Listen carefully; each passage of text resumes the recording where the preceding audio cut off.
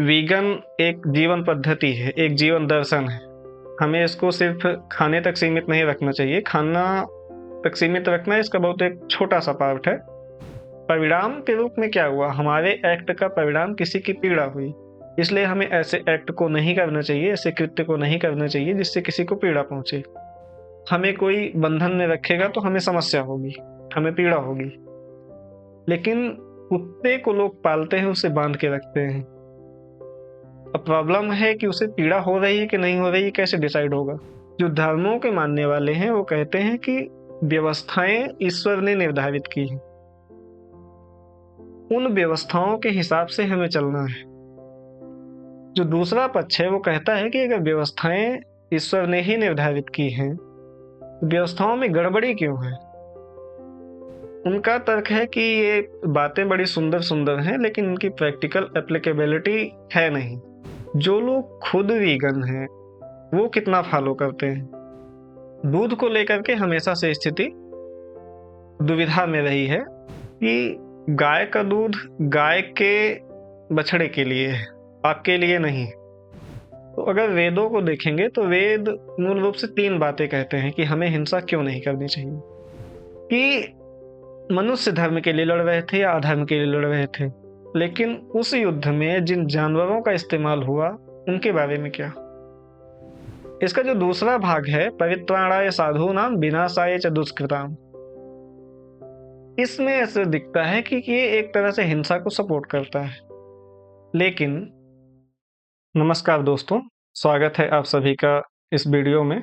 इस वीडियो में हम विस्तार से बात करने वाले हैं वीगनिज्म के बारे में।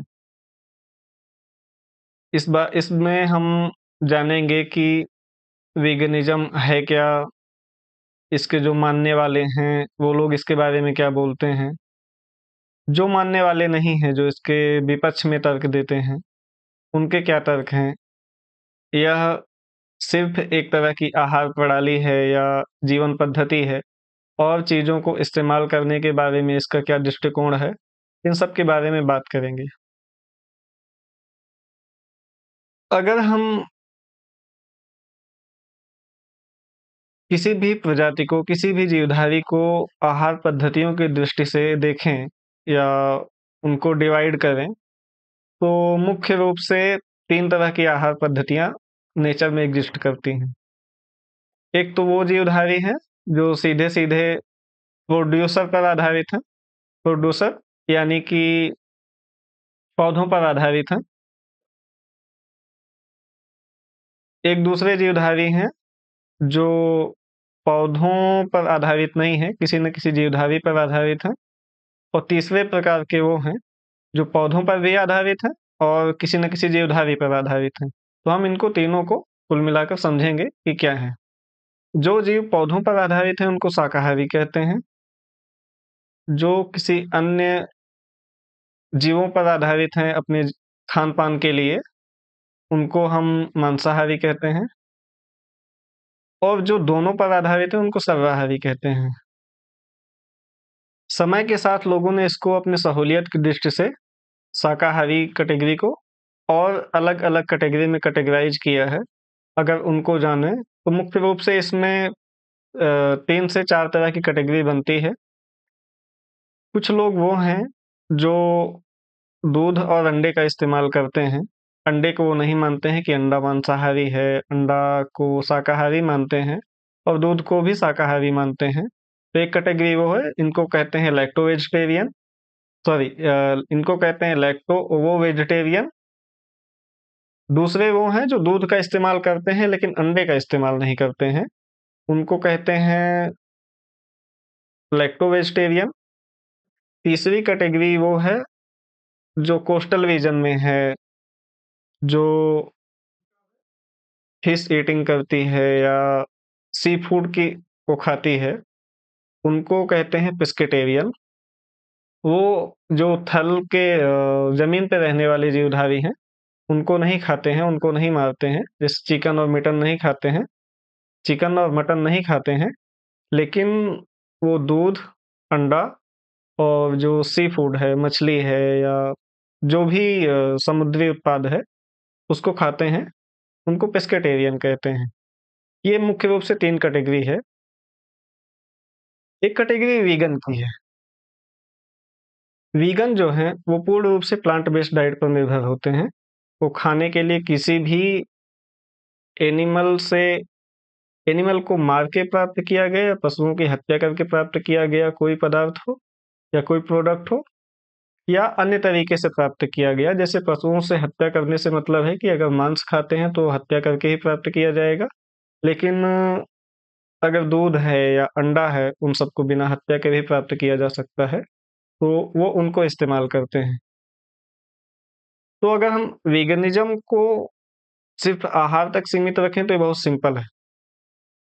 लेकिन अब ये आहार तक सीमित नहीं रह गया है। जो वीगन्स हैं या वीगनिज़्म को मानने वाले हैं, इसको हर दृष्टिकोण से, हर क्षेत्र में बेहतर बताने का प्रयास कर रहे हैं। उनका मानना है कि वीगन एक जीवन पद्धति है, एक जीवन दर्शन है। हमें इसको सिर्फ़ खाने तक सीमित नहीं रखना चाहिए। खाना तक सीमित रखना इसका बहुत एक छोटा-सा पार्ट है। हमें जीवन के अपने चलाने में, अपने दैनिकचर्या में या जीवन पद्धति में किसी भी तरह से एनिमल प्रोडक्ट का इस्तेमाल नहीं करना चाहिए। चाहे खाने को हो, चाहे अन्य तरीके से जो भी इस्तेमाल करते हैं या फिर एंटरटेनमेंट को लेकर के जो भी जानवरों का इस्तेमाल करते हैं या जानवर से संबंधित प्रोडक्ट का इस्तेमाल करते हैं, वो सब नहीं करना चाहिए। ये वीगन्स हैं। अब हम समझते हैं वीगन्स रीज़न क्या देते हैं, इनके तर्क क्या हैं कि लोगों को क्यों वीगन होना चाहिए या जो लोग वीगन होते हैं, वो किन-किन तर्कों के आधार पे वीगनिज़्म को अपनाते हैं। इसमें से मुख्य रूप से 3 बातें आती हैं। एक तो पशुओं से संबंधित है कि एनिमल क्रुएल्टी ना हो, इसलिए हमें वीगन हो जाना चाहिए। दूसरा है एनवायरनमेंट से रिलेटेड कि एनवायरनमेंट खराब ना हो, एनवायरनमेंट सही रहे और जो भी एनवायरनमेंट के कंपोनेंट्स हैं, वो भी सही से रहें, सब अच्छे से संचालन हो सब चीज़ का। इसलिए वो एनवायरनमेंट को बेस लेके वीगनिज़्म अपनाते हैं। तीसरी वो कैटेगरी है जो वीगनिज़्म को अपनाती है इस बेस पे कि मनुष्यों के लिए क्या लाभकारी है। मनुष्य अपने स्तर पर किस तरह से लाभ प्राप्त करेगा वीगनिज़्म को अपना करके, जैसे बीमारियों से है या उसके अंदर ऐसी क्रूर भावनाएँ नहीं आएँगी जो उसे अन्य तरीके की दिक्कतों में डालती हैं, अपराध में बढ़त होती है। इस तरह की जो समस्याएँ हैं, तो 3 रीज़न मोटे-मोटा हैं इसके। अगर हम एनिमल क्रुएल्टी को देखें, तो इसको थोड़ा-सा और समझ लेते हैं कि एनिमल क्रुएल्टी किस बेस पे कहते हैं कि वीगन हो जाना चाहिए, एनिमल क्रुएल्टी के बेस पे। इसको थोड़ा-सा समझें कि अगर आप मांस या मछली कोई खाते हैं, तो यह आपको हत्या करके ही प्राप्त हो सकता है। किसी जीव की हत्या करेंगे तभी उसका मांस प्राप्त होगा, तो ये जीव हत्या हो जाएगी। इसलिए हमें किसी जीव की हत्या नहीं करनी चाहिए। अंडा अगर आप खाते हैं, तो वो भी ठीक नहीं है। अंडा के लिए वो तर्क देते हैं, कुछ लोग तो इसे मांसाहार मानते हैं इसलिए खराबी है। जो लोग शाकाहार कहते हैं, उनके लिए वीगन्स कहते हैं कि मुर्गी को अत्यधिक पीड़ा पहुँचा करके, अत्यधिक हानि पहुँचा करके उससे ज़बरदस्ती अंडा प्राप्त किया जाता है। इसलिए उसमें भी क्रूरता है, निर्दयता है, हिंसा है, इसलिए अंडे को भी नहीं अपनाना चाहिए। दूध के लिए जहाँ तक बात आती है, तो दूध के विषय में 3 दृष्टिकोण हैं इनके। एक तो ये है कि अगर आप किसी डेयरी से रिलेटेड हैं, डेयरी से दूध ले रहे हैं या जो कमर्शियल डेयरी इंडस्ट्री है, उससे आप दूध प्राप्त कर रहे हैं, तो वहाँ जब एक समय के बाद गाय दूध देना बंद कर देती है या जो भी मवेशी दूध देना बंद कर देता है, उसको वो मीट इंडस्ट्री वालों को बेच देते हैं और बाद में उनकी स्लॉटरिंग होती है और वो कट जाती हैं। तो ये एक हिंसा का रूप हो गया, इसलिए हमें दूध नहीं खाना चाहिए। एक तर्क और है कि दूध प्राप्त करने में ही अपने आप में पीड़ा होती है। गाय से अगर दूध प्राप्त करेंगे तो उसे बाँध के रखेंगे, उससे ज़बरदस्ती दूध निकालेंगे या उसका बछड़ा मर गया है तो इंजेक्शन लगा के किसी न किसी तरीके से दूध प्राप्त करते हैं, उसमें उस जानवर को पीड़ा है। तीसरा एक दृष्टिकोण इसमें ये है कि गाय का दूध गाय के बछड़े के लिए है, आपके लिए नहीं। इसलिए अगर हम गाय का दूध प्राप्त करते हैं या किसी भी जानवर का दूध ले लेते हैं, उस बछड़े के लिए जो था, उसका अधिकार था, उसका हमने अधिकार छीन लिया। तो इसमें 3 दृष्टिकोण हैं दूध के लिए, दूध को जो मना करते हैं, उसके लिए 3 दृष्टिकोण ये काम करते हैं उनके। एक चीज़ और इसमें इंक्लूडेड है शहद। शहद को अब वीगन्स अवॉइड करते हैं, उसको सही नहीं मानते हैं। वो मानते हैं कि शहद जो इकट्ठा किया जाता है मधुमक्खियों द्वारा, वो अपने लिए भविष्य का भोजन होता है और हम उसे छीन करके ठीक नहीं करते हैं। हम उसे छीन लेते हैं मधुमक्खियों से, तो उनका हम भोजन छीन लेते हैं, उन पर अत्याचार है वो, उन पर हिंसा है एक तरह की। इसलिए हमें शहद का इस्तेमाल नहीं करना चाहिए। अब जो दृष्टिकोण एनवायरनमेंट का है, उसमें अगर हम थोड़ा-सा कैटेगराइज़ करें, उसको थोड़ा-सा और डिटेलिंग में समझें, तो एनवायरनमेंट के लिए वीगन्स कहते हैं कि जो पशु उत्पादों आधारित जीवन पद्धति है, यह एनवायरनमेंट में प्रॉब्लम क्रिएट करती है। पशुओं के लिए पशुओं से बड़े स्तर पर ग्रीन हाउस गैस का एमिशन होता है और ग्रीन हाउस गैस के एमिशन से टेम्परेचर बढ़ेगा और टेम्परेचर बढ़ने से क्लाइमेट चेंज की संभावनाएँ और ज़्यादा बढ़ जाएँगी। इसलिए अगर हमें क्लाइमेट चेंज रोकना है, तो हमें अपनी जीवन पद्धति में पशु उत्पादों से आधारित या पशुओं से आधारित उत्पादों का बहिष्कार करना चाहिए, उनको छोड़ना चाहिए, ताकि हम क्लाइमेट चेंज को रोक सकें या डिले कर सकें कम से कम। एक तो ये हो गया। दूसरा दृष्टिकोण है इनका एनवायरनमेंट को लेकर के कि पशुओं के लिए जो चारा उगाया जाता है, वो बहुत बड़ी ज़मीन पे उगाया जाता है। बहुत बड़े स्तर पर चारे के लिए खेती की जाती है, जो पशुओं को खिलाया जाना है।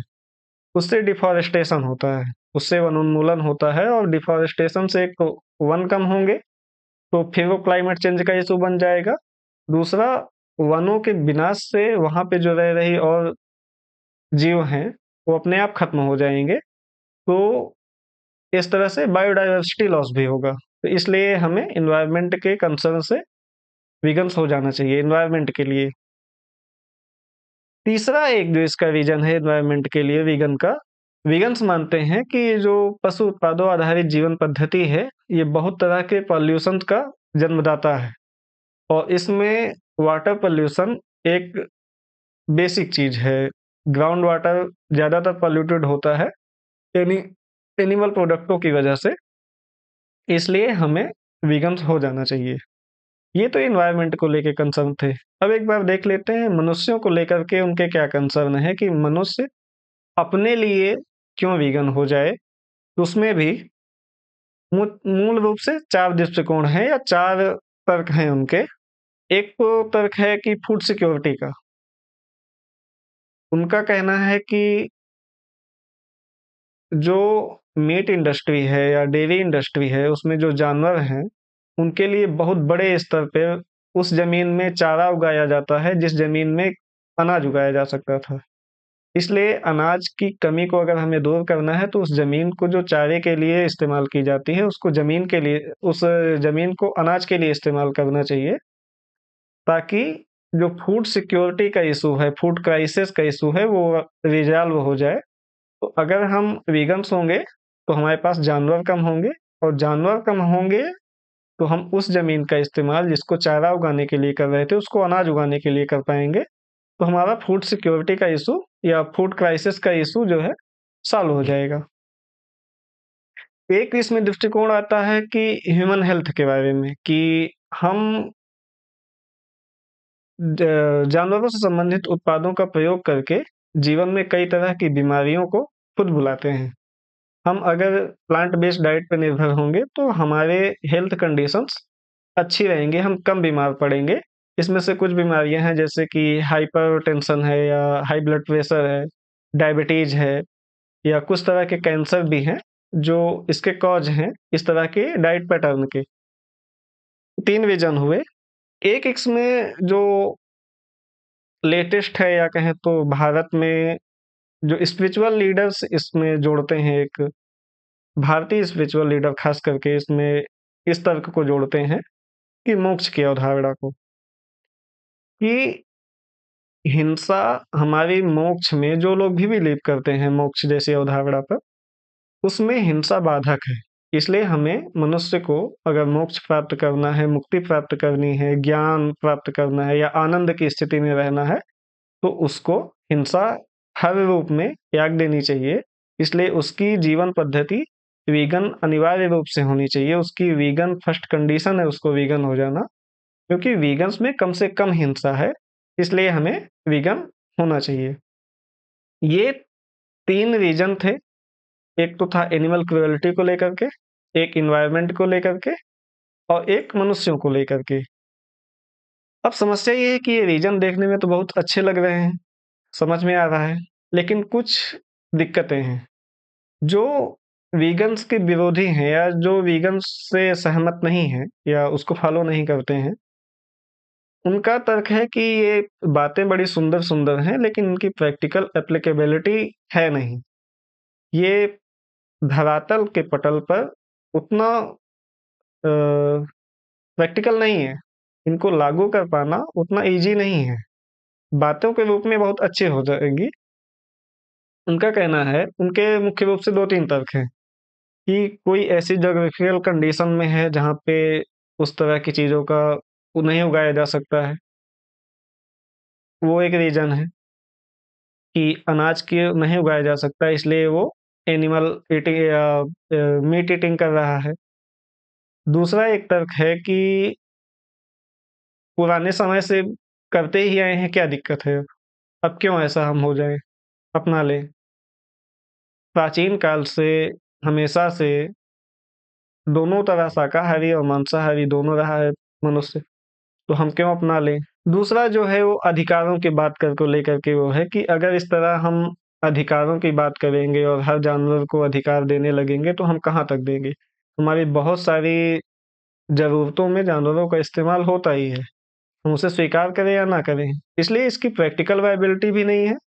हिस्टोरिकल फैक्ट ये है कि ऐसा नहीं था कि हमने जानवरों का इस्तेमाल नहीं किया है। कोई आज हम अत्याचार नहीं कर रहे हैं, ये तो अगर पहले से हो रहा है तो इसमें अब हमें क्यों बताया जाए दोषी कि आज हम कर रहे हैं, ये तो हमेशा से हो रहा है। तीसरा ये है कि एक हेल्थ इश्यू न्यूट्रिशन इश्यू है कि वो मानते हैं कि प्लांट बेस्ड डाइट में उस तरह से न्यूट्रिशन नहीं मिल पाएगा जिस तरह एनिमल बेस्ड डाइट में या मीट ईटिंग में या उस तरह एनिमल से जो भी प्रोडक्ट मिलते हैं उसमें जो न्यूट्रिशन मिल जाता है वो प्लांट बेस्ड डाइट में पूरी तरह नहीं मिल पाएगा। तो उस तरह से इश्यू होंगे। हमारा जो टारगेट है इस वीडियो का, जो हम ये सोच के चल रहे हैं कि हम दोनों पक्षों में देखेंगे इसको, कि जो इसके विरोधी हैं उनके तर्क कितने ठीक हैं, कितने ठीक नहीं हैं। जो इसके समर्थक हैं उनके तर्क कितने ठीक हैं और कितने ठीक नहीं हैं। फिर इसकी धरातल के पटल पर व्यावहारिकता कितनी है? क्या ये लागू हो सकता है? जो लोग खुद वीगन हैं, वो कितना फॉलो करते हैं? बातें क्या सिर्फ़ वो बातें बड़ी-बड़ी करते हैं, फॉलो नहीं करते हैं? इन्हीं सब चीज़ों को हम आगे के चेक करेंगे। चलिए अब आगे के सेक्शन में चलते हैं और देखते हैं कि किस तरह से चीज़ें बदलती हैं। वीगन मूवमेंट की बात करें अगर, तो ये जो अभी आधुनिक मूवमेंट चल रहा है, ये यूरोप से निकला हुआ एक मूवमेंट है। इंग्लैंड से निकला हुआ मूवमेंट है। इंग्लैंड के बाद ये यूरोप में फैला, यूरोप के बाद नॉर्थ अमेरिका, साउथ अमेरिका और अन्य क्षेत्रों में फैला और लोगों में ये बात ज़्यादा प्रचलित होने लगी कि हम क्यों ना ऐसा करें कि हम अपनी आहार पद्धति से जानवर और जानवर से संबंधित उत्पादों का बहिष्कार करें, ताकि क्रुएल्टी उनके प्रति जो हो रही है, जिस लेवल पे हम कर रहे हैं, वो कम हो सके। यूरोप में पहली बार शाकाहारी आहार पद्धति की शुरुआत या उस बारे में विचार लोगों का 1830-1840 के दशक से होने लगा था। उसके बाद 1830 से लेकर के 1944 तक का जो पीरियड था, इसका एक ट्रांजिशन पीरियड था। लोग पूरी तरह से यह डिसाइड नहीं कर पाए थे कि हमें किस तरह की आहार पद्धति को सही तरीके से अपनाना चाहिए। 1830 के आसपास लोग इस बारे में बात करने लगे और कुछ स्तर पर पालन भी करने लगे कि हमें वेजिटेरियन होना है। वेजिटेरियन शब्द पहले से था, शाकाहारी शब्द पहले से था। हमें अपना आहार प्रणाली को पशुओं से आधारित उत्पादों से हटा करके प्लांट बेस्ड डाइट पर निर्भर होना है या शिफ्ट होना है। यूरोप की ज्योग्राफिकल कंडीशन ऐसी नहीं थी कि वहाँ पहले से इस बारे में बातें थी। ये बातें अगर ऐतिहासिक दृष्टिकोण में या राजनीतिक दृष्टिकोण में देखेंगे तो थोड़ा-सा ज़्यादा स्पष्ट होगा। ये जो टाइम पीरियड है 1830 के आसपास का, उस समय यूरोप के देशों ने, खास करके ब्रिटेन ने, स्पेन ने, दुनिया भर के देशों को उपनिवेश बनाया हुआ था। तो दुनिया भर से यूरोप की जो रहन-सहन की प्रणाली है, जो वहाँ रहन-सहन के तौर-तरीके हैं, वो दुनिया भर में जा रहे थे और जो अन्य जगहों के रहन-सहन के तौर-तरीके हैं, उनसे यूरोप भी प्रभावित हो रहा था। इसी क्रम में इंग्लैंड में जो ये वीगन मूवमेंट का या वेजिटेरियन मूवमेंट का शुरुआत कहें तो प्रभाव जो पड़ा वो भारत से प्रभावित होके पड़ा। जब भारत के क्षेत्र को कोलोनाइज़ किया ब्रिटेन ने, तो वहाँ के लोग जब यहाँ आके बड़े पैमाने पर रहने लगे और लोगों के बीच लोगों के आचार-विचार से, लोगों के रहन-सहन के तौर-तरीकों से परिचित हुए, तो उन्हें इस आहार पद्धति का ज्ञान हुआ कि कुछ लोग यहाँ ऐसे भी हैं, जो किसी भी तरह से मांस या मछली या इस तरह के उत्पादों को नहीं खाते हैं। दूध को लेकर के हमेशा से स्थिति दुविधा में रही है। अब वीगन मानते हैं कि दूध ठीक नहीं है, लेकिन उस समय दूध को लेकर के ऐसी बातें नहीं थी। भारत में भी जो लोग आहार प्रणाली को वेजिटेरियन आहार प्रणाली को अपनाते हैं, वो दूध को लेकर के विरोध नहीं करते हैं। दूध को लेकर के क्यों विरोध हो रहे हैं वीगन्स उसको क्यों विरोध कर रहे हैं, उसको थोड़ा-सा समझेंगे। तो अगर इतिहास में देखें तो ये वो समय था जब यहाँ के लोग वहाँ जा रहे थे पढ़ने के लिए या अन्य कामों से, वहाँ के लोग यहाँ आ रहे थे, तो ये ट्रांज़िशन हुआ, यहाँ से वहाँ का ये आहार प्रणाली यहाँ से वहाँ शिफ्ट हुई। यहाँ के लोग जो पूर्ण रूप से शाकाहारी हैं जब वहाँ गए, तो उन्होंने मांस खाने से या उस तरह के भोजन को करने से इनकार किया और उन्होंने अपने लिए एक व्यवस्था बनाई। वहाँ के लोग भी इससे प्रभावित हुए और सोचे कि ये तो ठीक बात है, अगर हमारे भोजन में किसी जानवर की हत्या नहीं होती है, तो अच्छी बात है। हमें इस तरह की भोजन प्रणाली अपनानी चाहिए। तो वहाँ के लोगों ने उसको अपनाया, कुछ ग्रुप्स इसी में डेवलप हुए, फिर धीरे-धीरे एक मूवमेंट का रूप ले लिया। तो बेसिकली जो यूरोप का मूवमेंट है वो भारत से ही प्रभावित है। अब उसके अगर रीज़न देखेंगे कि यूरोप में ऐसी आहार प्रणाली क्यों नहीं है और भारत में ऐसी आहार प्रणाली क्यों है, भारत में क्यों शाकाहारी भोजन के बारे में लोग विचार करते हैं। तो संक्षेप में इसके मैं 2 रीज़न पे हम सोच सकते हैं इसके बारे में। पहली, तो यूरोप की ज्योग्राफिकल कंडीशन ऐसी नहीं है कि वहाँ 12 महीना खेती हो सके। वहाँ सब्ज़ी आपको 12 महीना मिल सके, ऐसी ज्योग्राफिकल कंडीशंस नहीं है। अब अलग चीज़ें हैं क्योंकि अब जो शेड है ग्रीन हाउस है एक शेड, उसके अंदर खेती कर लेते हैं या अन्य तरीकों से खेती कर लेते हैं, कैप्टिव फार्मिंग कर लेते हैं, तो हमेशा मिल जाएँगी। लेकिन पहले ऐसे नहीं था, पहले जब इतना टेक्नोलॉजी डेवलप नहीं थी, तो प्राकृतिक तौर से ये पॉसिबल नहीं था कि 12 महीना सब्ज़ी की खेती हो सके। इसलिए उनको उस पर निर्भर रहना पड़ता था। एक तो ज्योग्राफिकल कंडीशन का इश्यू था, दूसरा एक इश्यू है कि वहाँ जो धर्मों को मानने वाले लोग हैं, वो मूल रूप से सेमेटिक धर्म हैं। सेमेटिक धर्म यानी कि इस्लाम, यहूदी और क्रिश्चियन। ये सामी धर्म है, तीनों का मूल लगभग एक है, तीनों की संरचना लगभग एक जैसी है। तो जो सामी धर्मों का मूल दृष्टिकोण है, वो प्रकृति के बारे में ये है कि ईश्वर ने मनुष्य को पृथ्वी पर, जो कि स्वर्ग में रहता था मनुष्य, कोई ऐसी गलतियाँ की जिसके कारण ईश्वर ने स्वर्ग से मनुष्य को निकाल दिया। मनुष्य के लिए ईश्वर ने प्रकृति बनाई, पृथ्वी बनाई, चाँद बनाए, सूर्य बनाए, बाकी तरह की जितनी तरह की जीवधारी हैं, पेड़-पौधे हैं, वनस्पतियाँ हैं, सब मनुष्य के लिए बनाए गए हैं। ये सेमेटिक धर्मों का दृष्टिकोण है।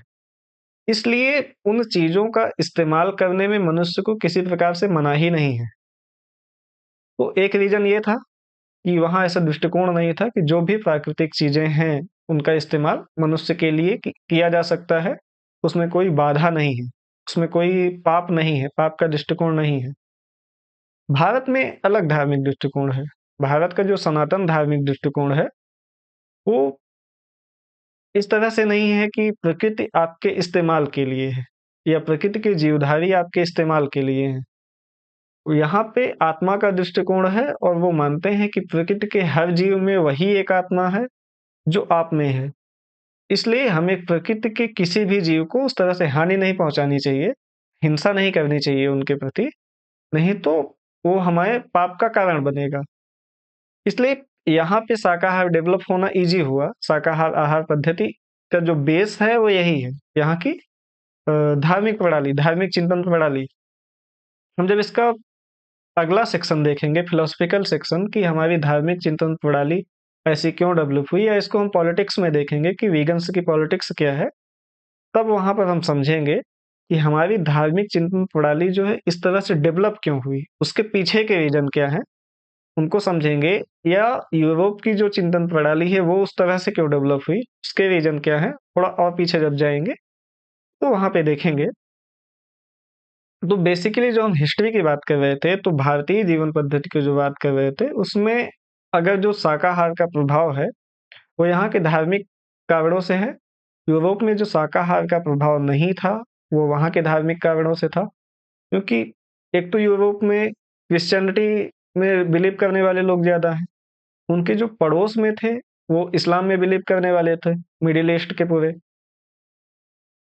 जब उनसे भारत से सीधा आवागमन हुआ, बड़े स्तर पर, तब वो भारत की जीवन पद्धति से प्रभावित हुए और तब वहाँ से ये वेजिटेरियन मूवमेंट या वेजिटेरियन होने के बारे में लोगों ने ज़्यादा तौर तरीके से सोचना चालू किया। अगर आप कुछ टाइमलाइन्स को देखें कि टाइमलाइन क्या है कि किस तरह से हुए, तो 1830 के दशक में से वहाँ पे एक वेजिटेरियन सोसाइटी करके एक सोसाइटी बनी।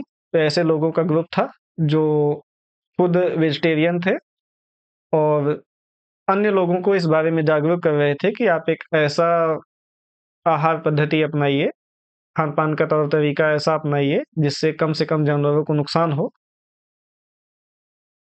दूध और अंडे के बारे में वहाँ भी भ्रांतियाँ थीं। कुछ लोग कभी इसको इंक्लूड कर लेते थे, कभी एक्सक्लूड कर देते थे। ये 1830 से 1944 तक लगभग ऐसे ही चलता रहा। दूध को कभी इंक्लूड करते थे, दूध को कभी हटा देते थे।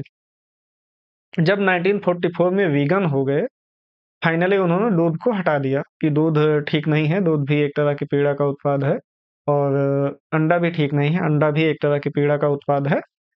इसलिए ये जो टाइमिंग है, इसमें देखेंगे कि कैसे और चीज़ें क्या-क्या हुई।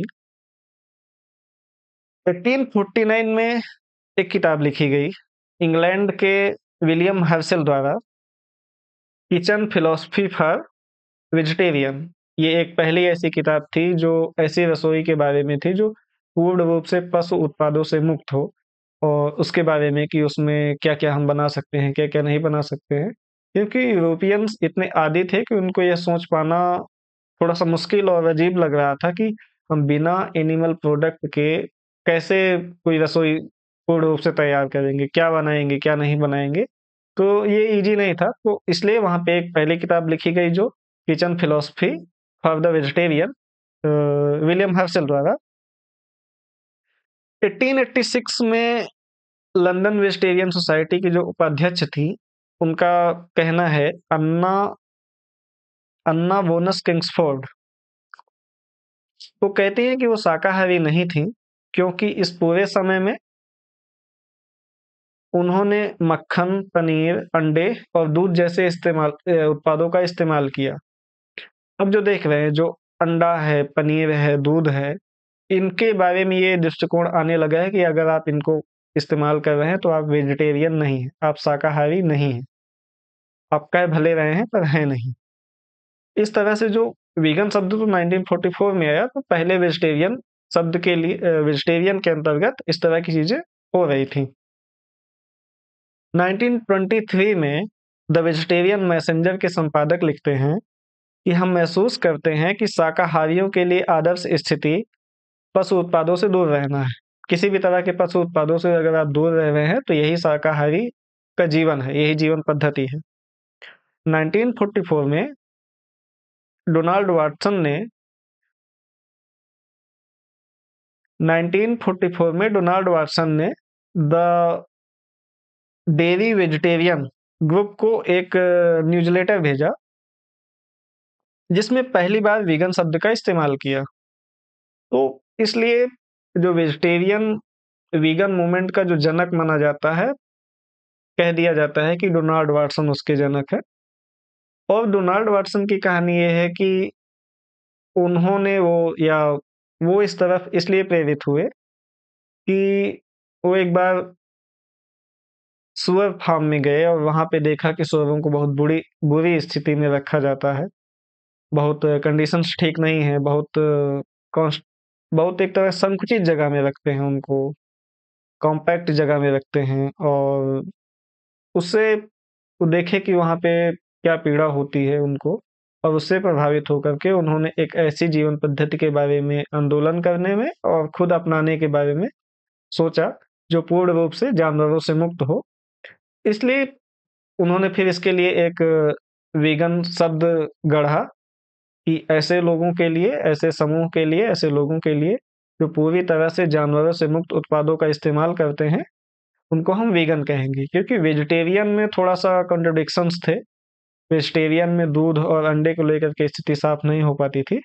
तो इन्होंने कहा कि हम वीगन उसको कहेंगे जो पूर्ण रूप से प्लांट बेस्ड डाइट पर निर्भर हो, किसी भी तरह से दूध, अंडे या इन सब का इस्तेमाल नहीं किया जाता हो, ना करता हो। कि सुअर के बाद बाहर इन्होंने डेयरी की स्थिति देखी कि डेयरी इंडस्ट्री की क्या स्थिति है। जब ये देखा कि डेयरी इंडस्ट्री से जो पशु उनके काम के नहीं रह गए हैं या दूध नहीं देते हैं, उनको वो स्लॉटर वालों के यहाँ भेज देते हैं और वो उनको काट के उनका मांस बेचते हैं। तो लगा कि इसमें पीड़ा है और बहुत दिक्कत की बात है ये और ठीक नहीं है ये, इसलिए उन्होंने दूध को भी इससे बाहर किया। अन्य जिस तरह के प्रोडक्ट्स थे, फिर बाहर होते गए और एक मूवमेंट के रूप में ये तेज़ी से चल पड़ा। तो 1944 से जब आगे के इसकी हिस्ट्री देखते हैं तो एक 1947 का विशेष टाइम पीरियड आता है। उसमें इस सोसाइटी में एंट्री होती है लेडली जे क्रॉस की। लेडली जे क्रॉस थोड़ा-सा हार्डलाइनर थे। वो मानते थे कि हमें एनिमल प्रोडक्ट का किसी भी रूप में इस्तेमाल नहीं करना है।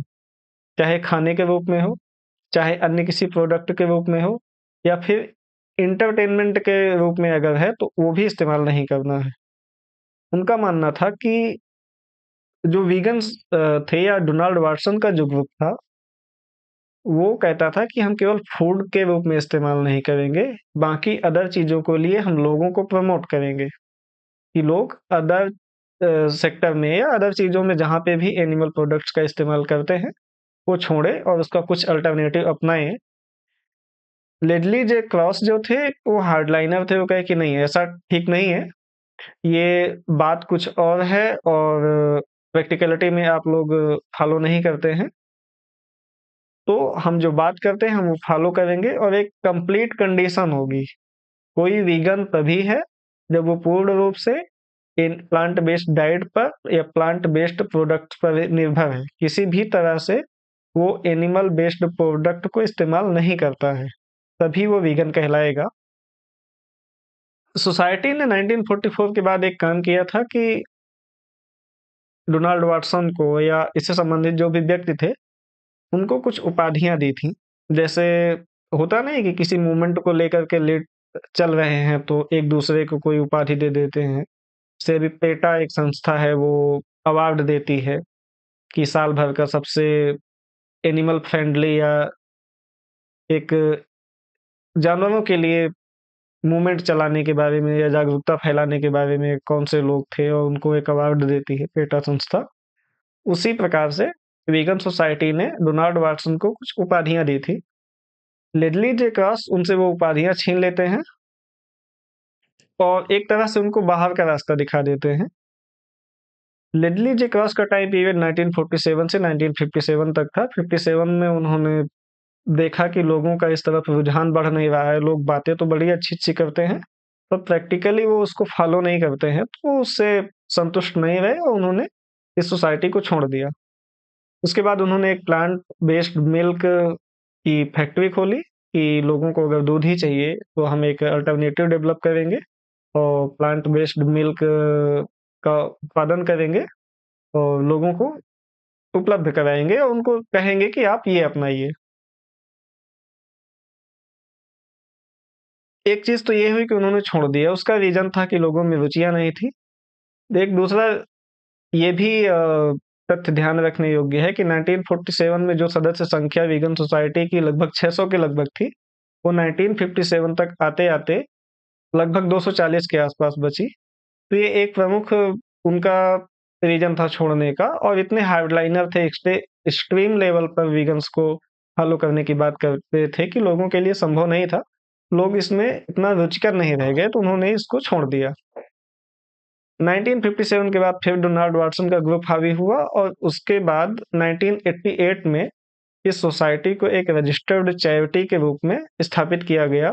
इसको रजिस्टर किया गया और उस समय जो वीगन की परिभाषा दी, उसको देखना महत्वपूर्ण है। सॉरी, माफ़ कीजिएगा, 1979 में वीगन सोसाइटी एक चैरिटी के रूप में स्थापित हुई। 1988 में परिभाषा में जो संशोधन करके जो अभी परिभाषा स्वीकृत है वीगन की, वो 1988 की परिभाषा है। 1944 से लेकर 1988 तक में डेफिनेशन में लगभग 13 बार परिवर्तन हुए। यानी ये हमेशा एक ट्रांजिशन फेज रहा और इसको लेकर के एक व्यापक मत होने की स्थिति ठीक से बन नहीं पाई और 1988 में जो डेफिनेशन बनी, वही आज के वीगन्स की डेफिनेशन है।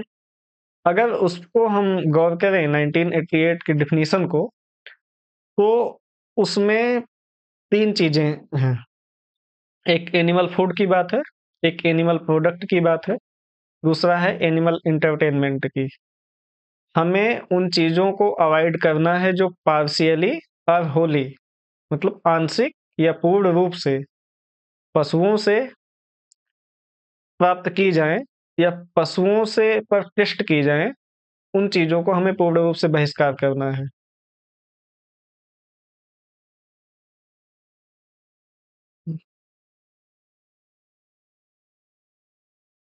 अगर हम एनिमल फूड की बात करें, तो उसमें हमें मीट का इस्तेमाल नहीं करना है, चाहे फिर जिस भी प्रकार का मीट हो, फिश का हो या किसी थल थलचर का हो, जीवधारी का हो। अंडे का इस्तेमाल नहीं करना है, दूध का इस्तेमाल नहीं करना है, शहद का भी इस्तेमाल नहीं करना है। शहद के बारे में एक कन्फ्यूजन की स्थिति थी, लेकिन अंततः शहद को 88 में बाहर कर दिए, तो शहद को इस्तेमाल नहीं करना है। जो अन्य एनिमल डिराइव्ड प्रोडक्ट हैं, चाहे एनिमल से प्राप्त किए जाएँ, चाहे एनिमल पर टेस्टेड हों, जैसे ऐसे कॉस्मेटिक प्रोडक्ट जो एनिमल पर टेस्टेड होते हैं, उनका इस्तेमाल नहीं करना है या एनिमल से संबंधित जो एंटरटेनमेंट है, जानवरों का जिस एंटरटेनमेंट में इस्तेमाल किया जाता है, वो एंटरटेनमेंट का बहिष्कार करना है और ये बात करनी है कि वो पूर्ण रूप से बंद होना चाहिए। ये वीगन्स की डेफिनिशन है। ये हमें फॉलो करना है, अगर हम ये फॉलो करते हैं, तो हम फिर वीगन कहलाएँगे। समय के साथ लोगों ने इसको अलग-अलग तरीकों से अपनाया भी।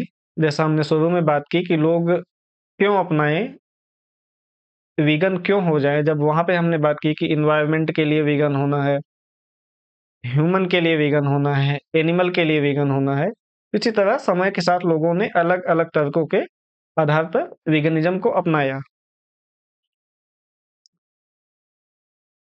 अगर हम आज की स्थिति देखें कि मौजूदा लेवल पे कितने पॉपुलेशन है दुनिया का जो वीगन को फॉलो करती है या वीगनिज़्म को फॉलो करती है, वीगनिज़्म लाइफ़स्टाइल को, तो ग्लोबली लगभग 3% पॉपुलेशन है। ऐसा कोई सेंसस नहीं है, ऑफिशियल सेंसस नहीं है किसी देश का, लेकिन जो तमाम संस्थाएं हैं जो सर्वे करती हैं और सर्वे के आधार पर उन्होंने ऐसा मानते हैं कि लगभग 3% लोग ग्लोबली फॉलो करते हैं। अगर कुछ कंट्री वाइज देख ले, जो मेजर कंट्री हैं उनमें क्या स्थिति है, तो इंडिया में देखेंगे तो लगभग 9 से 10% लोग वीगनिज्म को फॉलो करते हैं।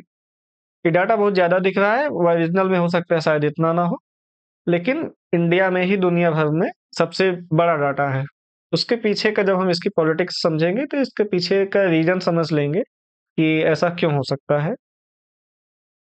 इज़राइल में 5 से 6% लोग फॉलो करते हैं, यूके में 3 से 4%, मेक्सिको में थोड़ा-सा डाटा ज़्यादा है, लगभग 9% के लगभग लोग फॉलो करते हैं, चाइना में 2 से 4% और यूएसए में 1.5 से 4% और जर्मनी में लगभग यही 2-4%। तो कहीं भी डाटा वही 5% के आसपास तक डाटा वेरी करता है। इंडिया में थोड़ा-सा इंक्रीज़ होके 9 टू 10, 11% के लगभग है।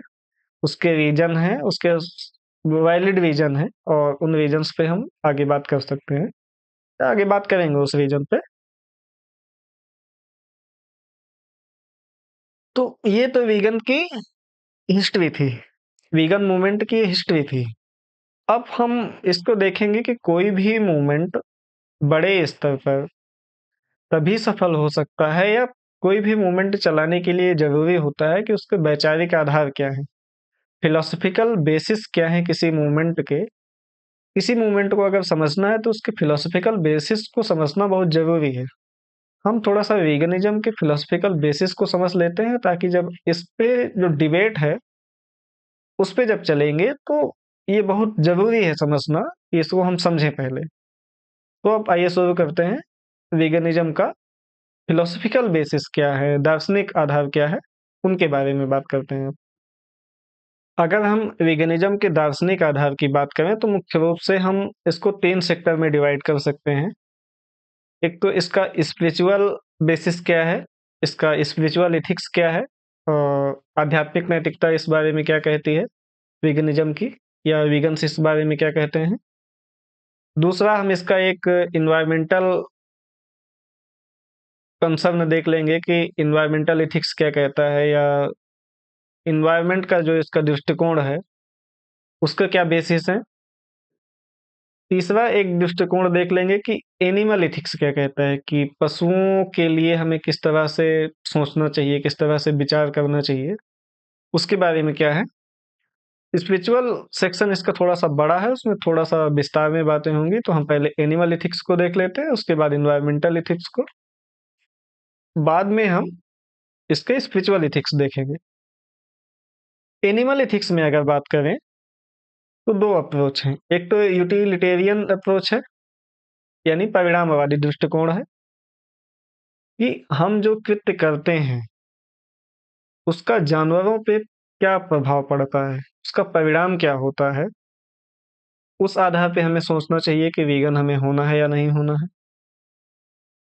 एक दूसरा अप्रोच है जो राइट बेस्ड अप्रोच है कि जानवरों को भी अधिकार है, जिस तरह हमें अधिकार है, उसी तरह जानवरों को भी अधिकार है। तो अगर हम परिणामवादी दृष्टिकोण की बात करें, तो इसका मूल तर्क ये है कि अगर हम जानवर से संबंधित उत्पादों का इस्तेमाल करते हैं, उनसे लेते हैं या किसी तरह से प्राप्त करते हैं, उससे उनको पीड़ा होती है। परिणाम के रूप में क्या हुआ? हमारे एक्ट का परिणाम किसी की पीड़ा हुई। इसलिए हमें ऐसे एक्ट को नहीं करना चाहिए, ऐसे कृत्य को नहीं करना चाहिए जिससे किसी को पीड़ा पहुँचे। ये एक दृष्टिकोण है, परिणामवादी दृष्टिकोण है। जो इस बारे में ज़्यादा बात करते हैं वो जेरेमी बेंथम हैं, परिणामवादी दृष्टिकोण के बारे में। जो दूसरा दृष्टिकोण है, राइट बेस्ड अप्रोच है कि जिस तरह हमें अधिकार है कि हम अपना जीवन किस तरह से चलाएँ या हमारा कोई शोषण ना करे, उसी तरह जानवरों को भी अधिकार है। उनका शोषण करने का हमको कोई अधिकार नहीं है। उनको हमारे खिलाफ जिस तरह हमें दूसरे जीवों के या दूसरे मनुष्यों या किसी दूसरी संस्थाओं के खिलाफ सुरक्षा प्राप्त है, उसी तरह जानवरों को भी सुरक्षा प्राप्त है। ये एक राइट बेस्ड अप्रोच है और जिसमें टॉम वेगन का महत्वपूर्ण रूप से नाम लिया जाता है। तो ये दृष्टिकोण है 2 एनिमल एथिक्स के। इसमें 2 प्रॉब्लम्स हैं। अगर हम परिणामवादी दृष्टिकोण से जाएँ, यानी पीड़ा होती है, हमारे एक्ट का परिणाम ये है कि किसी को पीड़ा होती है, तो इसमें एक दिक्कत ये आएगी कि हम उस पीड़ा का पैमाना क्या रखेंगे? ये पैमाना कौन सेट करेगा?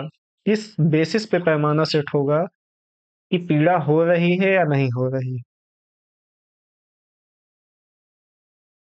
या हमारे बेसिस पे सेट होगा कि हमको जिस-जिस कृत्यों से पीड़ा होती है, उन-उन कृत्यों से हम माने कि जानवरों को पीड़ा होती है, तो उस बेसिस पे अगर हम सेट करेंगे, तो प्रॉब्लम्स आएँगी। जैसे कि हमें कोई बंधन में रखेगा तो हमें समस्या होगी, हमें पीड़ा होगी। लेकिन कुत्ते को लोग पालते हैं, उसे बाँध के रखते हैं। अब प्रॉब्लम है कि उसे पीड़ा हो रही है कि नहीं हो रही है, कैसे डिसाइड होगा? कुत्ते को जो भी लोग पालते हैं या जिस भी जानवर को पालते हैं, वो किसी न किसी तरह से उसे एक कैप्टिवेशन में रखते हैं, एक संरक्षण में रखते हैं, वो मुक्त नहीं रहता है। समस्या है कि वो उसकी पीड़ा माना जाए या ना माना जाए। एक प्रॉब्लम तो यहाँ पे आएगी। जो राइट बेस्ड अप्रोच है, उसमें भी एक तरह से प्रॉब्लम आएगी कि जिस तरह हमें अधिकार है किसी अन्य से सुरक्षा प्राप्त है, किसी राज्य से, संस्था से, किसी व्यक्ति से सुरक्षा के अधिकार हैं हमारे, उसी तरह अगर हम जानवरों को वो अधिकार दे देते हैं या मान लेते हैं कि उनको अधिकार हैं वो, तो फिर प्रॉब्लम होगी कि जानवरों को किन के खिलाफ अधिकार है? किस जानवर को कितना और किन के खिलाफ अधिकार है? ये एक समस्या उत्पन्न होगी। उदाहरण के लिए मान लेते हैं, जैसे आप कोई कुत्ता पालते हैं, कुत्ते को अपने उस खतरनाक जानवर से बचाते हैं, जो उसकी हत्या कर सकता है, जो उसको मार सकता है, ठीक है? लेकिन आप हिरण को नहीं बचाते हैं शेर से, ये एक प्रॉब्लम का विषय हो गया। फिर तो ऐसे हर जानवर को हर जानवर से बचाया जाए, तो समस्या ये होगी कि जानवर को जानवर के खिलाफ अधिकार होगा या जानवर को मनुष्य के खिलाफ अधिकार होगा? किस लेवल पर अधिकार होगा, ये डिसाइड कौन करेगा? इसमें डिसाइड करने में बहुत सारी प्रॉब्लम आएगी। कि अगर मुझे कुत्ता पसंद है तो मैं चाहता हूँ कि इसकी कोई हत्या ना करे, किसी रूप से उसको नुकसान ना पहुँचे। किसी को टिड्डा पसंद है, किसी को हिरण पसंद है, किसी को कोई और जानवर पसंद है और कोई ऐसे जानवर हैं जो पूर्ण रूप से अपने खान-पान के लिए, अपने खाद्य के लिए, अपने जीवन के लिए उन्हीं जानवरों पर निर्भर हैं, तो उनके भी अधिकारों का उल्लंघन हुआ। जैसे अगर हमने हिरण की रक्षा कर ली शेर से, तो शेर का तो खाना चला गया। ये तो प्रॉब्लम का विषय हो गया। तो इसे किस लेवल पे रोकेंगे? एक प्रॉब्लम ये है इसमें, जो राइट बेस्ड अप्रोच है उसको किस लेवल पे रोक देंगे?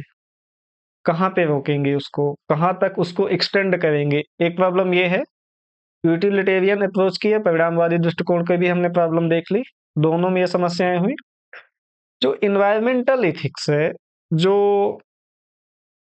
उसमें भी 2 तरह की बातें हैं। एक तो एंथ्रोपोसेंट्रिक मानव केंद्रित है कि हमें एनवायरनमेंट की सुरक्षा इसलिए करनी है कि ताकि मनुष्य का हित बना रहे। मनुष्य के हित में किसी प्रकार का संकट ना आए, इसलिए हमें एनवायरनमेंट की सुरक्षा करनी है, एनवायरनमेंट को बचा के रखना है। मानव है तो पर्यावरण बचाना है। तो इसमें तो फिर अलग-अलग ये पैमाना देखा जाएगा कि कौन किस लेवल पर पर्यावरण को इम्पैक्ट कर रहा है। जैसे यूरोप के लोग ज़्यादा इम्पैक्ट कर रहे हैं, चाइना के लोग ज़्यादा इम्पैक्ट कर रहे हैं बैडली, अफ्रीका के कर रहे हैं ज़्यादा या यूएसए के कर रहे हैं। ये देखना पड़ेगा। दूसरी जो इको सेंट्रिक अप्रोच है कि हम पर्यावरण को पर्यावरण के लिए बचाएँ। सबके तरीके इसमें अलग-अलग हो जाएँगे। उसमें भी एक समान हित पर सब सहमत हों, एक समान बातों पर सब सहमत हों, इसमें भी थोड़ा-सा इश्यू होगा। अभी जो यूनेप संस्था है, उसपे किसी एक चीज़ पे सब सहमत नहीं हो पा रहे हैं। सबका कंसर्न है कि हमें एनवायरनमेंट बचाना है, लेकिन किसी एक ही चीज़ पे एक ही तरीके पर सहमत नहीं हो पाते हैं। कुछ चीज़ों पे सहमत होते हैं, कुछ चीज़ों पे प्रयास करते हैं और बचाने का कार्य करते हैं।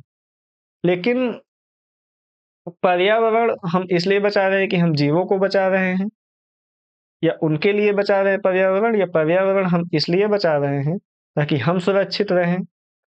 ये एक डिबेट का विषय है। कुछ लोगों का मानना है कि नहीं, पर्यावरण में सबका अपना अंतर्निहित मूल्य है, सभी जीवों का, सभी जीवधारियों का, सभी वनस्पतियों का, तो उनको बचाना ही चाहिए। हमें अपने लिए, सिर्फ अपने लिए नहीं सोचना चाहिए। दूसरा ये है कि नहीं, हम अगर अपने लिए सोच लिए, हम अपने लिए ही सोचें और उस लिए पर्यावरण बचाएँ। तो ये 2 दृष्टिकोण थे, एक एनवायरमेंटल एथिक्स का, दूसरा एनिमल एथिक्स का। दोनों में प्रॉब्लम्स हैं।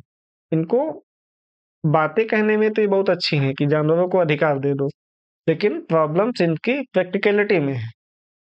इसमें आगे हम देखेंगे कि किस तरह की प्रैक्टिकैलिटी में जब हम एग्ज़ाम्पल लेके बात करेंगे, या एक एफएक्यू टाइप करेंगे कि किस तरह से इसके जो पक्ष के लोग हैं वो बात करते हैं, या किस तरह से इसके जो विपक्ष के लोग हैं वो बात करते हैं, तब देखेंगे कि क्या प्रॉब्लम्स हैं और क्या इसके सॉल्यूशन निकल के आते हैं। इसका तीसरा दृष्टिकोण जो बचता है वो स्पिरिचुअल एथिक्स का है। इसको थोड़ा-सा विस्तार से समझने की ज़रूरत है, और ये मैं सोचता हूँ कि इसको हम यहाँ केवल फैक्ट के रूप में जान लें कि स्पिरिचुअल एथिक्स क्या है, क्योंकि पॉलिटिक्स सबसे ज़्यादा इसी बेसिस पे है। तो हम जब इसको पॉलिटिक्स सेक्शन में देखेंगे कि क्या डिबेट है मूल रूप से, जानने के बाद, तो ज़्यादा बेहतर होगा। अगर हम देखें कि वेगनिज़्म का स्पिरिचुअल एथिक्स क्या कहता है, स्पिरिचुअलिटी उसका बेसिस कैसे है, तो इस बारे में सबसे ज़्यादा भारत में जो बात की जाती है, और भारत में बात करते हैं इस बारे में सबसे ज़्यादा आचार्य प्रशांत। वो कहते हैं कि मनुष्य को अगर स्पिरिचुअलिटी की ओर बढ़ना है, तो उसकी फर्स्ट कंडीशन है कि उसको वीगन होना चाहिए। उसको अपनी जीवन पद्धति, आहार पद्धति ऐसी रखनी चाहिए ताकि वो कम से कम हिंसा हो, ताकि वो अपने मन को अत्यंत कोमल रख सके, पवित्र रख सके, और उस ज्ञान की ओर बढ़ सके, उस आध्यात्मिक उन्नति की ओर बढ़ सके, जो उसका लक्ष्य है। अगर इसका हम प्राचीन शास्त्रों में या प्राचीनता में इसका दृष्टिकोण देखेंगे कि ये अहिंसा का दृष्टिकोण क्या है, या हिंसा क्यों नहीं करनी है, इस बारे में देखेंगे, तो अगर वेदों को देखेंगे तो वेद मूल रूप से 3 बातें कहते हैं कि हमें हिंसा क्यों नहीं करनी चाहिए। पहली एक बात है कि किसी भी जीवधारी की अगर आप हत्या करते हैं, तो उसमें भी वही दिव्य आत्मा है जो आप में है। तो अगर आप उसको नुकसान पहुँचा रहे हैं, तो वास्तव में आप खुद को नुकसान पहुँचा रहे हैं, या उस परमात्मा को नुकसान पहुँचाने का प्रयास कर रहे हैं जिसका सब अंश हैं। इसलिए हमें किसी जीवधारी की हत्या या उनको पीड़ा नहीं पहुँचानी चाहिए। एक रीज़न ये है। दूसरा रीज़न है कि प्रकृति का मनुष्य के साथ ऋणानुबंधी संबंध है। मनुष्य प्रकृति का ऋणी है। पृथ्वी का, आकाश का, हवा का, जल का, सबका ऋणी है मनुष्य, तो उनका हमें इस तरह से इस्तेमाल करना चाहिए कि उनका खराब तरीके से हम इस्तेमाल ना करें। हम उनके प्रति थोड़े से सहृदय रहें और अच्छे तरीके से इस्तेमाल करें, क्योंकि उनसे हम बहुत सारे लाभ प्राप्त करते हैं। इसलिए हमें उनके प्रति हिंसा या क्रूरटी नहीं करनी चाहिए। तीसरा एक जो इसका सिद्धांत है, वेदों से ही निकलता है, कर्मफल पुनर्जन्म का सिद्धांत, कि हम अगर हिंसा करते हैं तो हिंसा एक नकारात्मक कर्म है। उस नकारात्मक कर्म से पाप उत्पन्न होता है, और उस पाप से हम कर्म बंधन में या जन्म मरण के बंधन में हमेशा के लिए बंधे रहते हैं, और ये जो दुख रूपी संसार है, कष्ट रूपी जो संसार है, उसमें कष्टों में हमेशा बंधे रहते हैं। तो अगर हमें उन कष्टों से निवृत्ति पानी है, उन कष्टों से छुटकारा पाना है, या जन्म मरण के चक्र से छुटकारा पाना है, तो हमें इस हिंसा के मार्ग को छोड़ना पड़ेगा, अहिंसा के मार्ग को अपनाना पड़ेगा, और उस अहिंसा के मार्ग को अपनाने का जो सबसे बेस्ट तरीका है, उसके बारे में वीगन्स कहते हैं कि हमारा तरीका है। एक तो कर्म फल या मुक्ति, इसे हम कर्म सिद्धांत देखें या मुक्ति का सिद्धांत देखें, वही सिद्धांत है, उसलिए हमें हिंसा नहीं करनी चाहिए, वीगन्स होना चाहिए। ये तो मूल रूप से वेदों की बातें हुई। वेद ये आधार देते हैं हिंसा न करने का या अहिंसक हो जाने का। गीता में बात करें, अगर हम गीता में देखें तो इसमें मैं 2 बातें पॉइंट आउट हम करेंगे कि एक बात तो है कि अ, आत्मा मर नहीं सकती, आत्मा गल नहीं सकती। एक श्लोक है इसके बारे में कि नयनं छिद्यन्ते शस्त्राणि नयनं दहति पावकः न चयनं क्लेदयन्तापो न शोषयतु मारुतः। यानी आत्मा को न गलाया जा सकता, न काटा जा सकता, न हवा उसे सुखा सकती है। इस तरह की बातें हैं। उस पे सवाल उठता है कि जब सब में वही दिव्य आत्मा है तो कोई अगर हिंसा कर रहा है तो आत्मा को तो नुकसान पहुँचता नहीं है। तो समस्या क्या है फिर हिंसा में? तो इस बारे में कहते हैं कि हिंसा अज्ञान के कारण कर रहा है। हिंसा से आत्मा को नुकसान नहीं पहुँच रहा है, लेकिन हिंसा जो व्यक्ति कर रहा है वो अज्ञान के कारण कर रहा है और उसका अज्ञान और बढ़ता है इन हिंसक प्रवृत्तियों से, इन हिंसक गतिविधियों से। इसलिए हिंसा व्यर्थ है, वो अज्ञान के कारण है व्यक्ति कर रहा है। एक बात तो ये है। दूसरा एक श्लोक बहुत फेमस श्लोक है, यदा यदा हि धर्मस्य ग्लानिर्भवतु भारत अभ्युत्थानम् अधर्मस्य तदात्मानं सृजाम्यहम् परित्राणाय साधूनां विनाशाय च दुष्कृतां धर्म संस्थापनार्थाय संभवामि युगे युगे।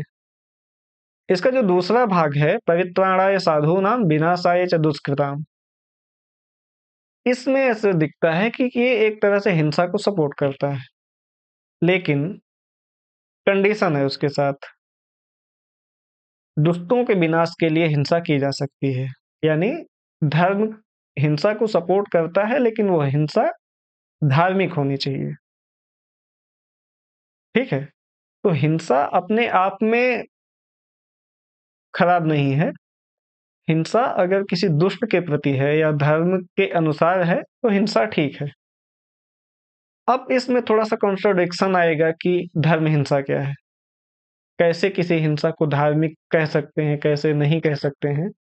इसमें फिर ज़्यादा एक्सप्लेनेशन का स्कोप है और लोग अपने-अपने हिसाब से व्याख्या करते हैं, कि किस हिसाब से वो हिंसा धार्मिक है या अधार्मिक है। क्योंकि अगर गीता के बाद ही देखेंगे, तो गीता के बाद ही महाभारत का युद्ध हुआ। गीता भगवान कृष्ण ने जब अर्जुन को बताई या गीता का ज्ञान से बोध कराया, गीता के ज्ञान से, उसके बाद ही महाभारत जैसे भीषण विध्वंसक युद्ध को हम देखते हैं। तो हिंसा तो उसमें हुई। अब वो हिंसा कैसी है? उसको धर्म हिंसा मानेंगे, क्या कहेंगे? इस बारे में तो बहुत सारा कॉन्ट्रडिक्शन होंगे। लोगों को उसमें किसी न किसी तरह से व्याख्या करेंगे कि वो अपने अधिकारों के लिए लड़ रहे थे, वो न्याय के लिए लड़ रहे थे, वो धर्म के लिए लड़ रहे थे। तो मूल रूप से ये धर्म हिंसा हो गई। धर्म के लिए लड़ रहे थे। लेकिन वहाँ भी एक सवाल तो खड़ा होगा कि मनुष्य धर्म के लिए लड़ रहे थे या अधर्म के लिए लड़ रहे थे? लेकिन उस युद्ध में जिन जानवरों का इस्तेमाल हुआ, उनके बारे में क्या? वो कैसे इस्तेमाल हो पाए? उस बारे में तो सब मौन है। घोड़े का इस्तेमाल हुआ, हाथी का इस्तेमाल हुआ, वो सब मरे-कटे। वो कैसे धर्म-अधर्म से जुड़े थे? उसके बारे में एक लॉजिक आ जाएगा कि नहीं, वो उनके कर्म बुरे थे या कर्मों के कारण वो घोड़े हुए, हाथी हुए। और जो पुनर्जन्म का सिद्धांत है और जो योनियों का सिद्धांत है कि कई 84 लाख योनियाँ हैं और उन्हीं में वो आत्मा कर्मों के हिसाब से भ्रमण करती है और उन कर्मों का परिणाम था। तो ये तो बहुत आज के डिबेट में अगर इस लॉजिक को अप्लाई कर देंगे तो फिर चीज़ें गड़बड़ हो जाएँगी। या जो जानवर कट गए, मर गए, वो भी उनके कर्मों का परिणाम हुआ। तो ये तो एक समस्या वाली बात हो जाएगी। तो कुल मिला के अगर वहाँ से हम देखें, तो धर्म हिंसा जायज़ है, लेकिन धर्म क्या है और हिंसा धार्मिक हिंसा क्या है, ये एक डिबेटेबल इश्यू हो जाता है। फिर इसमें आप जितना जाते जाएँगे, उतना इसका कोई ओर-छोर नहीं है। ये तो रही हिंदू धर्म की बात। जो अहिंसा का एक बड़ा आधार ग्रहण करता है, वो है जैन धर्म। जैन धर्म के पंच महाव्रतों में पहला महाव्रत अहिंसा को ही लिया गया है और जैन धर्म में अहिंसा का बहुत बड़ा मूल्य है। जैन जीवन पद्धति में आप अगर सामान्य रूप से देखेंगे, तो ऐसी जीवन पद्धति को फ़ॉलो भी करते हैं, जो सबसे कम अहिंसक जीवन पद्धति मानी जाती है, सबसे ज़्यादा अहिंसक जीवन पद्धति मानी जाती है। तो उनका अगर दृष्टिकोण देखें, तो ये है कि प्रकृति के कण-कण में जीव है। प्रकृति के कण-कण में जीवात्मा है। अगर हम किसी भी प्रकृति के किसी भी भाग को इस तरह से इस्तेमाल करते हैं कि वह नकारात्मक रूप में हो या उसमें सही तरीके से इस्तेमाल नहीं करते हैं, तो हम खुद को कष्ट पहुँचा रहे हैं या जीवन को ही कष्ट पहुँचा रहे हैं और वो एक पाप है और फिर वो उस पाप का परिणाम है कर्म बंधन में बंधे रहना या दुखों में रहना। दुःख उस उन्हीं पापों का परिणाम है। वो इस लेवल पे जाते हैं, जो उनका जीववाद दृष्टिकोण है, वो सिर्फ़ पौधों, जीवधारियों तक आत्मा को नहीं देखते हैं। सिर्फ़ हिंदू दर्शन जीवधारियों तक आत्मा को देखता है, लेकिन जैन दर्शन जीवधारियों से आगे प्रकृति के कण-कण में आत्मा को देखता है। उनके बाद वो कहते हैं पृथ्वी में, जल में, अग्नि में, आकाश में, इसमें एकेंद्रीय जीवात्मा होती है। वो आत्मा वही है, लेकिन वो एकेंद्रीय है। द्विंद्रीय जीव वो हैं, जैसे कि कीट है, केंचुए हैं, ये 2 इंद्रियों वाले जीव हैं। त्रिइंद्रिय जीव हैं, यानी 3 इंद्रियों वाले जीव वो हैं, जैसे चींटियाँ हैं और ये सब 3 इंद्रियों वाले जीव हैं। 4 इंद्रियों वाले जीव हैं, मक्खी, मच्छर ये आदि और 5 इंद्रियों वाले जीव हैं, मनुष्य, पशु, पक्षी ये सब। इसलिए किसी भी चीज़ का इस तरह से इस्तेमाल नहीं करें कि किसी को कष्ट पहुँचे या इनको कष्ट हो, क्योंकि सब में जीवात्मा है। तो इनके लिए थोड़ा-सा इंटरेस्टिंग होगा कि हम इनका जीवन दर्शन कैसे देखेंगे, कैसे जिएँगे? जब हर चीज़ में जीवात्मा ही है, तो किसी न किसी तरह से तो जीवन कैसे चलाएँगे? जीवन चलाना तो बड़ा मुश्किल होगा फिर। तो ये उसके लिए कुछ नियम निर्धारित करते हैं। अगर जैनों के जीवन के नियम देख लें, तो थोड़ा-सा चीज़ें ज़्यादा स्पष्ट होंगी। इसमें से 2 कैटेगरी हैं, एक गृहस्थों के लिए कुछ नियम हैं, जिन्हें हम श्रावक भी कहते हैं और दूसरा है जो सन्यासी हैं, जो श्रवण कहलाते हैं या साधु-साध्वी हैं जो, उनके लिए हैं कि उनके लिए जीवनचर्या के नियम या दिनचर्या के नियम क्या होना चाहिए, जीवन पद्धति उनकी कैसी होनी चाहिए। श्रावकों के लिए या जो गृहस्थ हैं, उनके लिए ये नियम निर्धारित करते हैं कि आपको व्यापार करना है या व्यवसाय करना है या सेवा के क्षेत्र में जाना है। खेती नहीं करनी है, क्योंकि खेती करेंगे तो जो कीट, केंचुए हैं और ये जीव हैं, इन सब की हत्या होगी, इसलिए आपको खेती नहीं करनी चाहिए।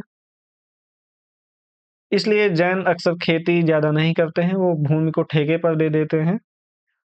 जो साधु-साध्वी हैं, वो अपना जीवन निर्वाह केवल भिक्षा पर करेंगे। अब ये देखने में तो लग रहा है कि हाँ, अहिंसा से पूर्ण रूप से बच गए। लेकिन इसकी प्रैक्टिकल एप्लीकेबिलिटी कितनी लग रही है? क्या लग रहा है आपको कि ये सारे लोग इसी तरह से जीवन जीने लगेंगे तो क्या होगा फिर?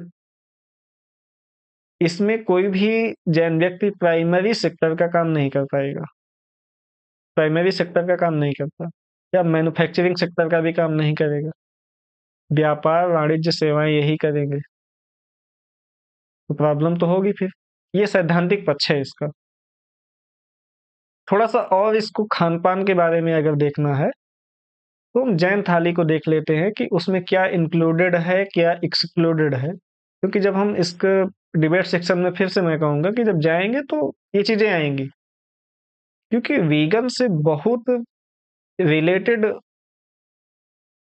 कॉन्सेप्ट है जैनिज़्म का भी। वीगन्स केवल दूध को बाहर करता है, जैनिज़्म दूध को बाहर नहीं करता है। कुछ लेवल पे बाहर कर देता है, कुछ लेवल पे बाहर नहीं करता है।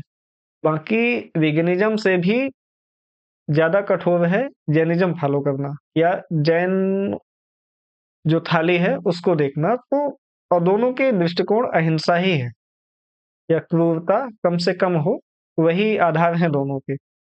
जैन थाली को अगर देखेंगे तो इसमें मांस, अंडा, मछली इस तरह की कोई चीज़ें इस्तेमाल नहीं करनी है आपको। कंद-मूल या जो ज़मीन के नीचे जो चीज़ें उगती हैं, उनका इस्तेमाल नहीं करना है। रात्रि का भोजन वर्जित है, ताकि किसी भी जीव की हत्या ना हो जाए रात्रि में और दिखे ना जो सूक्ष्म जीव हैं, वो आपके भोजन में चले गए। इसलिए आपने देखा होगा कि जैन लोग कभी-कभी कुछ जगहों पे देखा होगा कि मुँह पे कुछ लगा के रखते हैं यहाँ पे, ताकि कोई भी जीव बोलते समय अंदर ना चला जाए या शाम के बाद वो बोलना बंद कर देते हैं। तो इस तरह से चीज़ें रहती हैं। मदिरा का इस्तेमाल नहीं करना है क्योंकि वो किण्वित पदार्थ है एक तरह से, फर्मेंटेशन में बहुत सारे जीवों की फिर उत्पत्ति होती है और हत्या भी होती है। तो इसलिए मदिरा जैसी चीज़ों का इस्तेमाल नहीं करना है। दूध के बारे में ये है कि जो श्वेतांबर संप्रदाय है या जो गृहस्थ हैं, वो सीमित मात्रा में दूध का इस्तेमाल कर सकते हैं। इस तरह से करें कि गाय को पीड़ा ना हो या जिस भी जीवधारी से दूध प्राप्त करते हों, उसको पीड़ा ना हो। दिगंबर संप्रदाय में यानी कि जो साधु-साध्वी हैं, उनके लिए पूर्ण रूप से वर्जित है, वो दूध का भी इस्तेमाल नहीं कर सकते। ये तो है जैनों का सिद्धांतिक पक्ष। अब इसमें प्रॉब्लम क्या है? अगर आप देखेंगे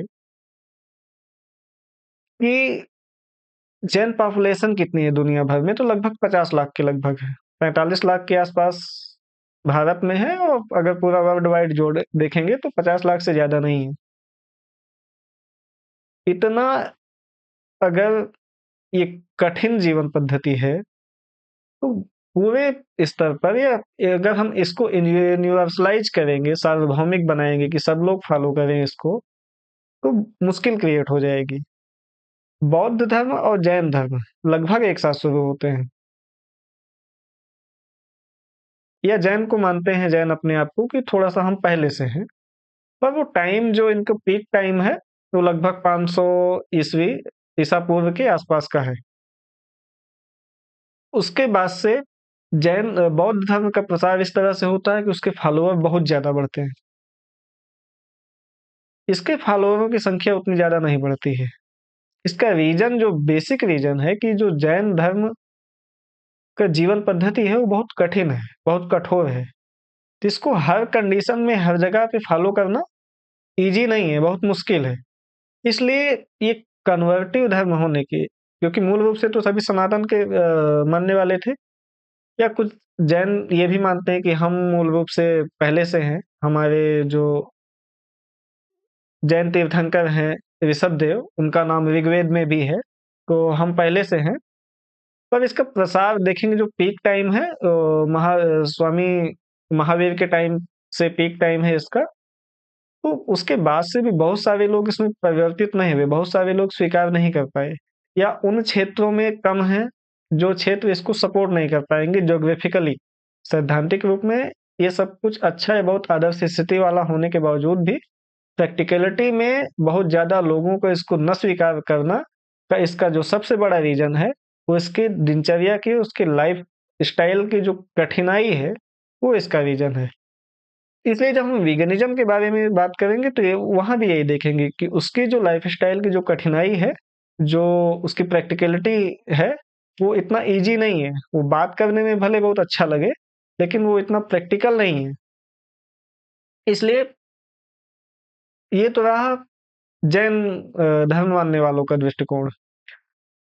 अगर अन्य धार्मिक पद्धतियों में देखेंगे तो बौद्ध भी अहिंसा को पंचशील सिद्धांत जो है उनमें अहिंसा एक महत्वपूर्ण सिद्धांत है। किसी भी जीव को हिंसा नहीं पहुँचानी चाहिए। किसी भी जीव को नुकसान नहीं पहुँचाना चाहिए, क्योंकि वो भी फिर हमारे दुखों का कारण बनता है और हम इस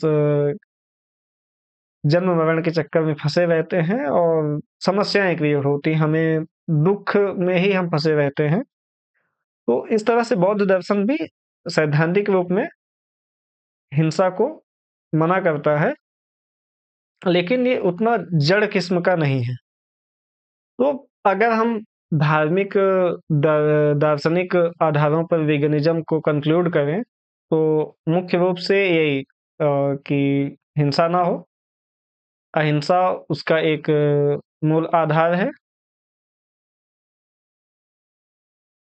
ये सैद्धांतिक तौर पर बहुत ठीक है, लेकिन इसमें कुछ प्रॉब्लम्स हैं।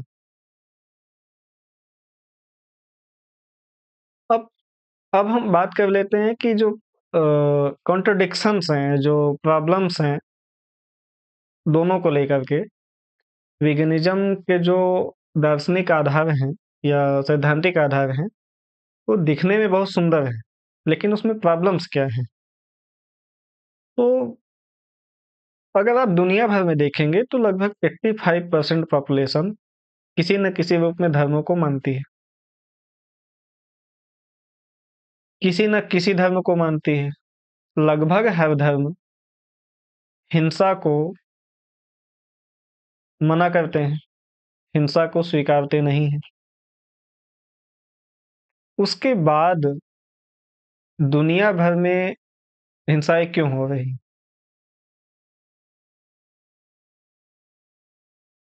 पहली बात ये है।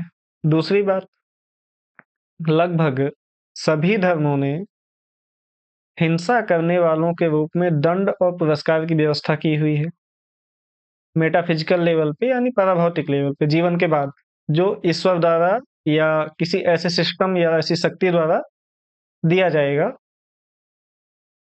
और उससे बच पाना किसी का संभव नहीं है। अगर कोई व्यक्ति गलत करता है, तो उससे बच पाना किसी का संभव नहीं है।